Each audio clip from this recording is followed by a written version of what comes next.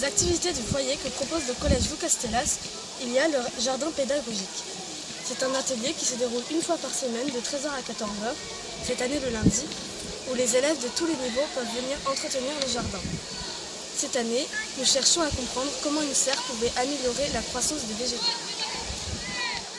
Sur 2 carrés du potager, nous avons planté les mêmes espèces, des fèves, des tomates, des fraisiers et des courgettes. Sur l'un des carrés, on devait rajouter une serre et laisser le second carré sans rien. Pour comparer les paramètres physiques, on aurait aimé placer une mini-station météo sous la serre et comparer les données à celles de la station météo du collège. Malheureusement, nous n'avons pas eu tout le matériel pour terminer la serre. L'expérimentation reste donc à poursuivre l'année prochaine. Dans les autres carrés de potager, nous avons testé plusieurs légumes. Artichauts, choux romanesco, oignons, radis et prunelles. Au fond du jardin, nous avons un carré dédié aux plantes vivaces et aux aromates. Les agapanthes, thym, romarin, marguerite.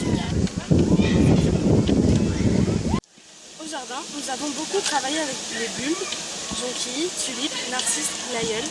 Cette année, en décembre, nous les avons déterrés du sol et nous les avons mis au repos dans un abri sec et frais. En février, nous les avons remis en terre dans d'autres parties du jardin. À côté du jardin, nous avons un composteur. Une partie des déchets de la cantine, l'ensemble des déchets verts du collège sont déposés dans les containers et se transforment progressivement en compost. Avec l'aide de José, un employé du collège, nous avons tamisé régulièrement le compost avant de pouvoir l'utiliser.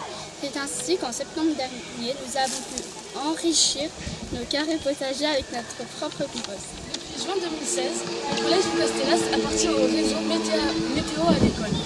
Il a donc été équipé d'une station météorologique que vous pouvez voir derrière moi. La station est placée sur le toit de la loge, à l'entrée du collège. Elle permet de mesurer de nombreux paramètres météorologiques. Les précipitations, la température, la pression atmosphérique et l'indice UV. Toutes les données sont transmises au site météo à l'école où elles sont archivées. En classe, avec nos professeurs, nous avons pu exploiter les données de la station pour comprendre certains phénomènes météorologiques.